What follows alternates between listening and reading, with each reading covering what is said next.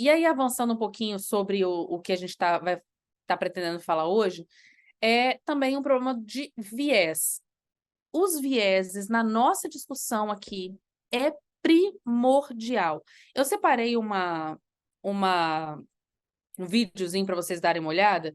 Eu vou colocar ele aqui e vou tentar colocar a legenda dele em português. I have a confession. Sometimes, with no one in sight, I code in a white mask.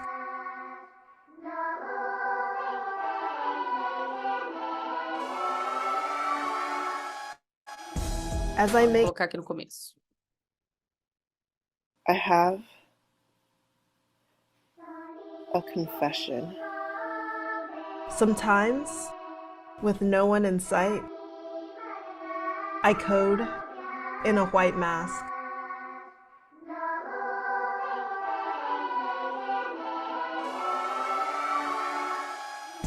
As I make whimsical systems to paint walls with our smiles or project inspirations on faces, I enjoy using code to make my ideas a reality. Computer vision powers my creations, making it possible for machines to detect faces. But at times, I'm invisible.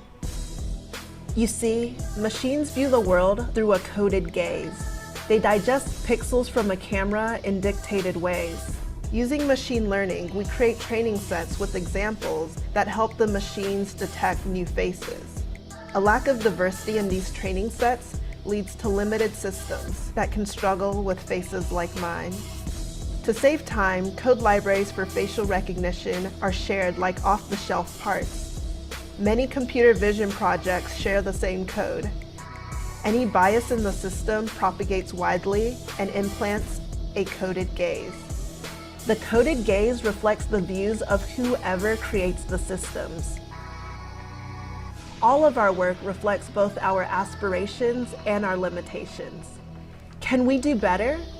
Yes. We can begin by intentionally creating inclusive code. I call this encoding. Encoding is a mindset that asks, who's missing? Detecting the invisible is easier when you have full spectrum teams equipped with different life filters. Who codes matters. Encoding is a process that explicitly checks the impact of bias during the design, development, and deployment of coded systems. How we code matters. Encoding is a personal mission and an invitation to create a world with a culture of inclusion. A world where technology works for all of us and centers social change. No more masks.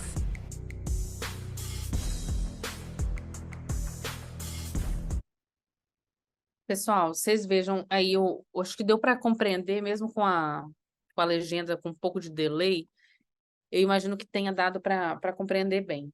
A questão aqui dos vieses que esse vídeo retrata, ele fala especificamente de reconhecimento facial.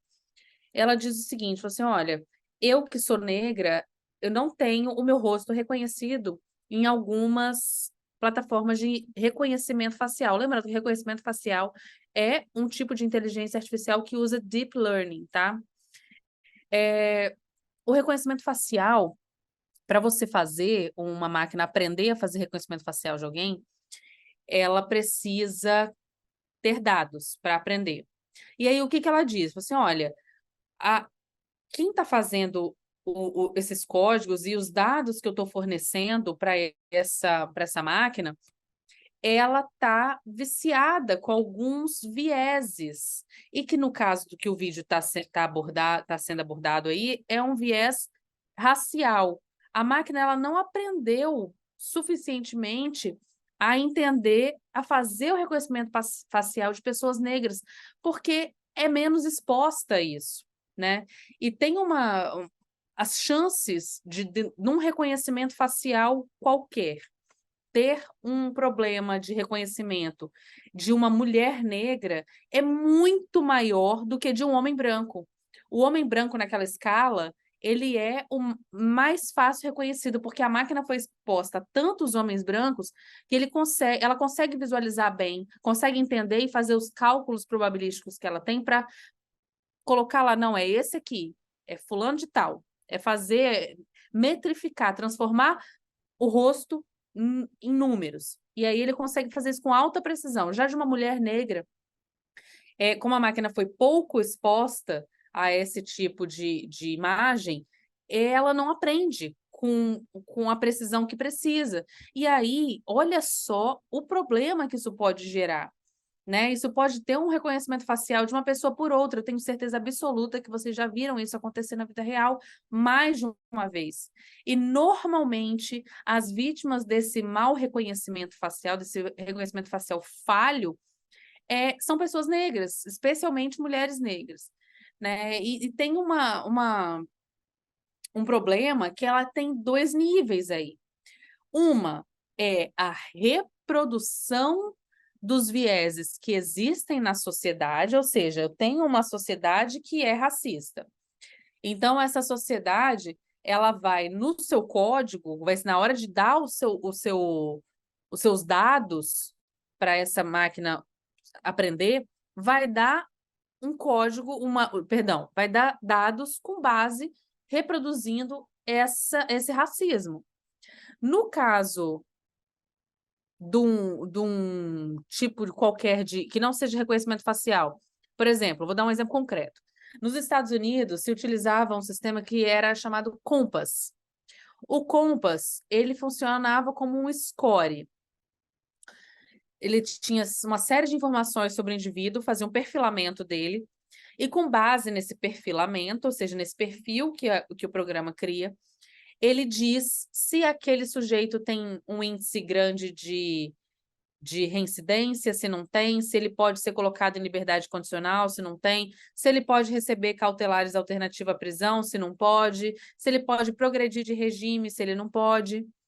E aí, tinham dois pontos muito interessantes com o Compass.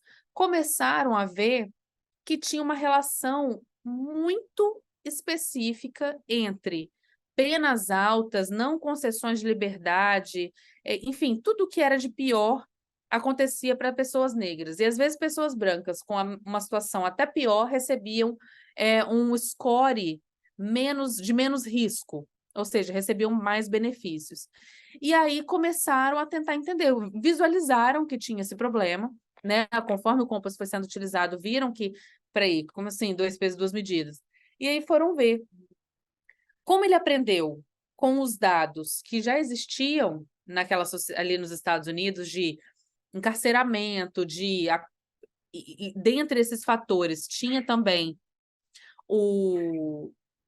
a cor da pele, o lugar onde morava, e o cliente do sistema criminal, como ele é muito mais pobre e preto do que branco e rico, o sistema começou a entender que pessoas pobres e pretas tinham um índice de periculosidade maior. E aí começavam a dar penas mais altas, dar menos benefícios para pessoas negras e pessoas que moravam em periferia, porque ela sozinha conseguia fazer essa associação, né? E aí, quando os pesquisadores começaram a questionar para falar assim, peraí, Compass, você precisa abrir aí o seu código para ver como é que você está fazendo esse score, porque está injusto. E aí, quem produziu o Compass, né, quem criou era uma empresa privada, e falou assim, não, eu não vou abrir meu código é propriedade privada. Eu não posso simplesmente abrir aqui para vocês olharem e qualquer um copiar depois. E não abriu. Então, assim, são dois problemas aí, né, muito grandes. Só que além dessa reprodução dos preconceitos existentes na sociedade, eu também tenho um viés que é de quem programa. Então, vocês imaginem, quando vocês estão com uma equipe no trabalho de vocês, que tem uma diversidade de pessoas maior, por exemplo, eu tenho pessoas brancas, pessoas negras, eu tenho mulheres, eu tenho gente que mora num lugar privilegiado, gente que mora numa periferia. Quando vocês estão nesse grupo, é muito provável que surjam questões, insights que vocês nunca pararam para pensar porque você não vivencia aquelas coisas, né? No seu lugar, onde você está, você não consegue vivenciar algumas coisas que para aquela outra pessoa é dia a dia. Então, para os grupos de programadores, para quem vai programar alguma coisa de inteligência artificial, também é importante, isso também é tratado no vídeo, né? Para que os grupos de programadores também propiciem a participação de pessoas de toda sorte, de toda natureza, porque vão trazer para o próprio código, e aí não só para os dados, tá? Porque antes a gente estava falando dos dados. Quando a gente fala de reprodução dos viés da sociedade, a gente está falando de dados. Aqui a gente está falando do código, aqui a gente está falando do algoritmo, para que o algoritmo seja capaz de ser mais imparcial, de não ter esses vieses, né? De ser mais justo, se eu poderia usar essa palavra, né? Justo. Então, é uma forma da gente propiciar que essas inteligências artificiais que a gente for usando não herdem e nem contenham, não herdem dos dados e nem contenham esses vieses do programador. Vai ter gente que vai sustentar que esses vieses já vão estar presentes na sociedade e que os algoritmos eles vão só reproduzir o seu conteúdo, tá? Já que as informações de base, ou seja, os dados, já contêm esses vieses.